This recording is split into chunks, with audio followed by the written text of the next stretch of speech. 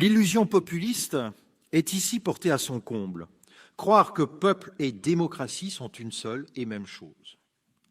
La confusion ici consiste à croire que la politique se définit comme défense des intérêts particuliers, alors qu'elle n'existe que comme production d'un intérêt commun.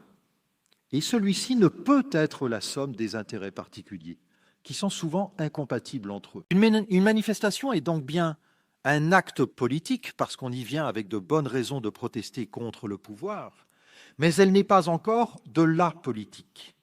Parce qu'il n'y a de politique que lorsque chacun accepte d'accorder sa confiance à quelques-uns censés représenter une entité collective et non une somme d'individus aux problématiques différentes. En réalité, celle-ci n'existe que par l'institution de règles, de lois qui sont discutées, débattues et adoptées pacifiquement par des individus qui ne sont pas là en leur nom, mais au seul titre de représentants d'un peuple qui les a précisément élus.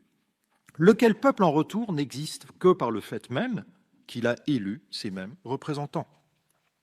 La démocratie n'existe donc pas dans la force, elle est d'abord une idée par la médiation de règles. On voit que les formes d'opium en matière politique sont donc multiples et qu'elles brouillent le jugement si l'on reste naïf. Il est donc utile de s'instruire en relisant Machiavel, Marx ou la Boétie, ou en écoutant Dardot, Guénard ou Rosanvallon.